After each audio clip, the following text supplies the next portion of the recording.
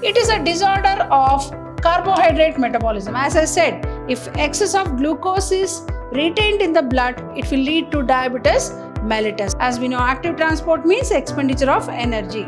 Then passive process means through a simple process called diffusion. So the cells of DCT extract unwanted substances from the blood of peritubular capillaries and add it to the nephric filtrate or urine or amber colored. Urine is amber colored or straw yellow colored liquid with a characteristic odor.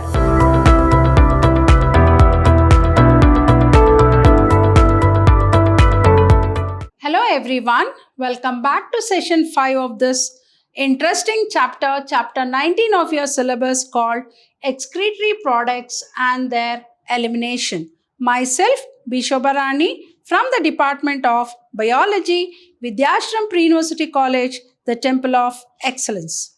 Hope you remember in the last session we studied about the process of formation of urine, which involves 3 very important steps, that is ultrafiltration or glomerular filtration, second one called tubular reabsorption, and third one called tubular secretion.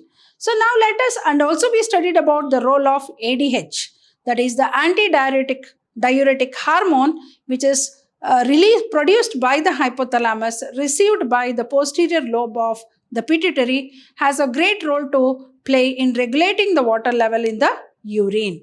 Now moving on to the further concepts of this very important process called process of formation of urine, that is tubular reabsorption. As we know that the substances like water, glucose, amino acids and salts are reabsorbed back into the blood of the peritubular capillaries, particularly the vasa recta. Here you can see, here we come across the blood capillaries here like this. So this is called vasa recta. So here you can see the proximal convoluted tubule, the glomerulus and the distal convoluted tubule and the collecting tubule. So here you can see the sites of sodium reabsorption. Salts are reabsorbed back into the blood of the peritubular capillaries, that is the vasa recta, in the proximal convoluted tubule PCT and also at Henle's loop. So reabsorption takes place by simple diffusion. As we know, what is diffusion? It is nothing but movement of molecules from a region of higher concentration to a region of lower concentration. So what is the process of tubular reabsorption?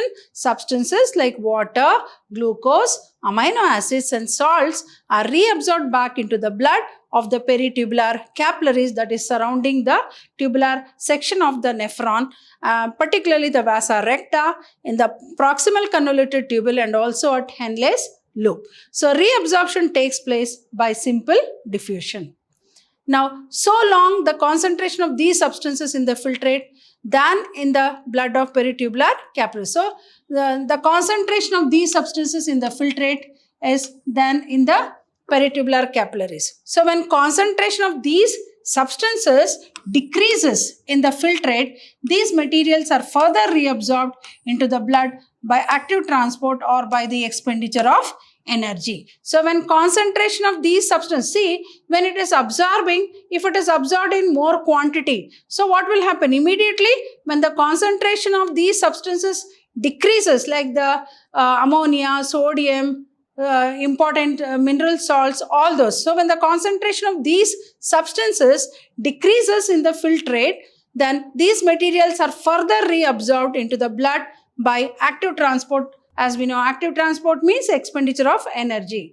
Then passive process means through a simple process called diffusion. So the ATP molecules and also many carrier substances are involved in this process. So here, particularly in this particular process of a reabsorption of the important nutrients back from the blood, reabsorbed into the blood by active process, that is through expenditure of energy, that is in the form of ATP molecules. The ATP molecules and many other carrier substances are also involved in the process.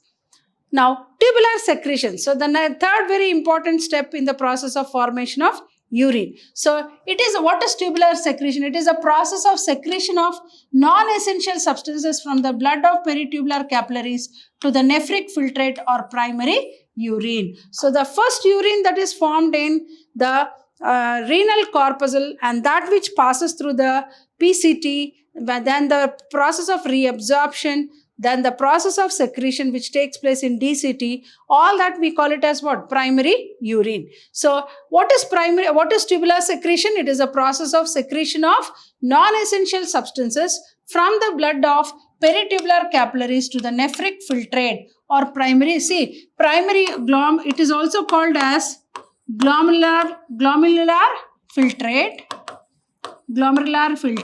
or it is also called as primary urine, or it is also called as nephric filtrate. It is also called as what? Nephric filtrate. So this process is reverse to selective reabsorption. It takes place in the distal convoluted tubule. So it takes place here, particularly in the distal convoluted tubule. So tubular secretion, it is a process of secretion of non-essential substances from the blood of peritubular capillaries to the nephric filtrate or primary urine. So this process is reversed to the selective reabsorption. So selective means only the important nutrients are selected. Here it is almost reversed to the selective. So then it takes place in the distal convoluted tubule.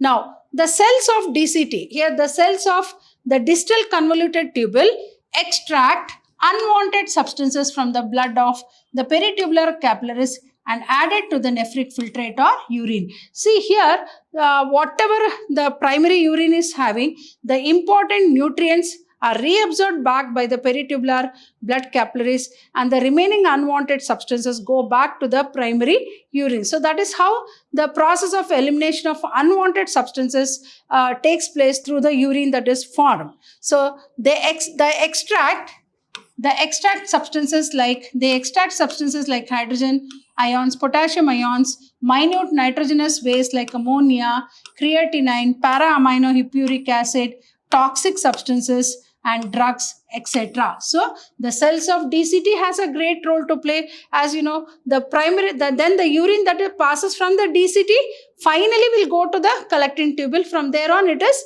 eliminated out as urine. So final process, whatever is happening, has to happen in the DCT, that is the distal convoluted tubule. So tubular secretion is one of the very important process for the process of formation of urine. So the cells of DCT extract unwanted substances from the blood of peritubular capillaries and add it to the nephric filtrate or urine. The cells of DCT extract unwanted substances from the blood to the peritubular capillaries and add it to the nephric filtrate or urine. So they extract substances like what? Hydrogen ions, potassium ions, then minute nitrogenous waste like ammonia, creatinine, para-aminohippuric acid, toxic substances and drugs, etc. So the secretion of hydrogen ions, as I said, the secretion of hydrogen ions will maintain the pH, that is balance of pH. So it's important in the maintenance of the pH of blood. So the cells of DCT extract unwanted substances from the blood of peritubular capillaries and add it to the nephric filtrate or urine. So finally from there it goes to the collecting tubule. So they extract substances like hydrogen ions, then potassium ions, minute nitrogenous waste like ammonia, creatinine, para-aminohippuric acid, short form is PAHA, then toxic substances and drugs, etc. So the secretion of hydrogen ions is important in the maintenance of the pH of blood. Now, let us understand by this slide the difference between diabetes mellitus and diabetes insipidus. Diabetes insipidus. It is called diabetes insipidus. And diabetes mellitus is called sugar. Right. So this is due to abnormal functioning of the pancreas. Now, I think all of us know pancreas is a heterocrine gland, and pancreas functions as an endocrine gland as well as an exocrine gland. The endocrine part of pancreas, called islets of Langerhans, produces two types of cells, alpha and beta cells. As we all know, alpha cells produces a hormone called glucagon, and beta cells produces a hormone called insulin. So when glucose level is very high in the blood, then immediately the beta cells are released, and this insulin will convert glucose back into glycogen, which is stored in the liver. Right? Now, if at all glucose level drops in the blood, or if it is very less in the blood, immediately the alpha cells of the islets of Langerhans produces glucagon, and this glucagon converts back glycogen into glucose and regulates the glucose level in the blood. See, this is how the maintenance of glucose level in the blood is carried on. But this diabetes mellitus is a disorder where the excess of glucose is stored in the blood when sufficient insulin is not produced by the islets of Langerhans, that is the beta cells of Langerhans. But whereas diabetes insipidus is a disorder of the excretory system where sufficient ADH, that is the hyposecretion of ADH, already I have explained, antidiuretic hormone, or it is also called as vasopressin, which is released by the hypothalamus, which is produced by the hypothalamus but received by the posterior lobe of the pituitary, will help in regulating the water level in the urine. So when there is hyposecretion of ADH, then it will not control the water level in the urine, wherein it leads to dilute urine, and it is called as water diuresis. So here diabetes insipidus is also called as water diuresis. It is also called as water diuresis. It can be also called as diabetes insipidus, or it can also be called as what? Water diuresis. Hope you have understood the difference between these two disorders, that is diabetes mellitus. So we should not get confused with the words. So diabetes mellitus is sugar, like we common ಆಗಿ ಹೇಳ್ತಾರೆ ಸಕ್ಕರೆ ಕಾಯಿಲೆ ಅಂತ ಹೇಳ್ತಾರೆ. So diabetes insipidus is water diuresis. Now let us understand the differences between these two very important disorders. So they are not one and the same. Now it is a disorder of carbohydrate metabolism. As I said, if excess of glucose is retained in the blood, it will lead to diabetes mellitus. So there is no conversion of glucose into glycogen. So excess of glucose will be stored in the blood. But diabetes insipidus, it is a disorder of excretion. As I said already, that ADH, which is produced by the hypothalamus, received by the posterior pituitary, and the posterior pituitary will fail to release ADH, that is, or vasopressin or antidiuretic hormone, which will not regulate the water level in the urine, thereby leading to dilute urine. Hypersecretion of ADH will lead to concentrated urine. But this diabetes insipidus or water diuresis is due to hyposecretion of ADH. Hyposecretion of ADH. Hyposecretion of ADH. So, diabetes mellitus is a disorder of carbohydrate metabolism when insulin is not produced to control glucose level in the blood. Glucose level in the blood. But this one, hyposecretion of ADH. Now, it is due to hyposecretion of insulin, and it is due to hyposecretion of ADH. Here it is, insulin is not produced in sufficient quantity. There, ADH is not produced in sufficient quantity. So, it results in the accumulation of more glucose in the blood, called hyperglycemia. Hyper means what? More. If less glucose is found in the blood, it is called hypoglycemia. Hyper means more, hypo means less. And it results, what will diabetes insipidus results in? It results in the formation of dilute urine called diuresis, or it is also called as what? Water diuresis. Hope you have understood. So what is diabetes? What is the difference between diabetes mellitus and diabetes insipidus? Diabetes mellitus, it is a disorder of carbohydrate metabolism. Why? It is due to hyposecretion of insulin by the islets of Langerhans of pancreas. And it is a disorder of excretion. And it is due to what? Hyposecretion of ADH.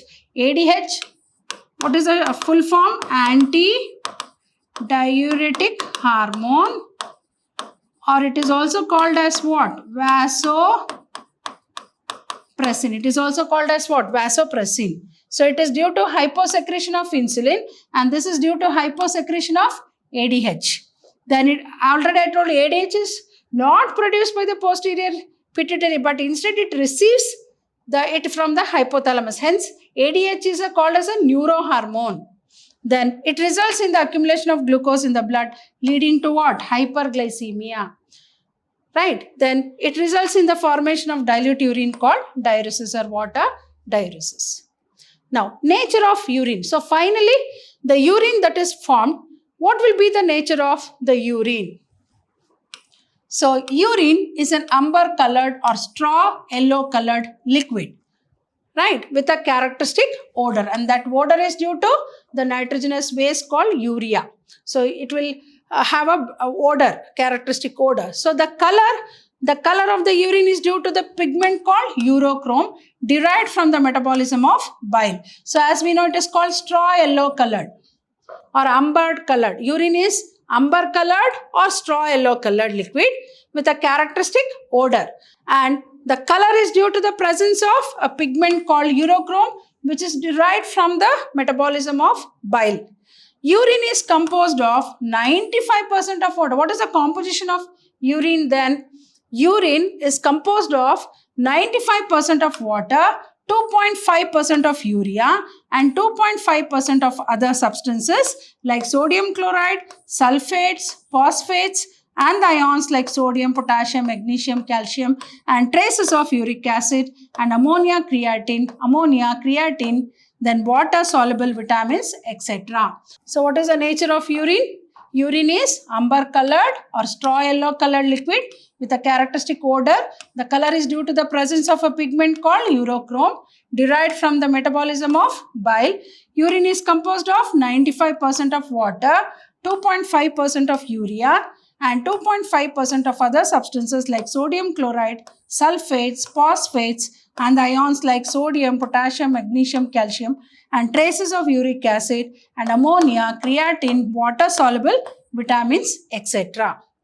Hope you have understood the concepts what I have explained in this particular session of this interesting chapter called excretory products and elimination. I think when we come across all these concepts, we can understand how important this very important physiological process called excretion is in the human body.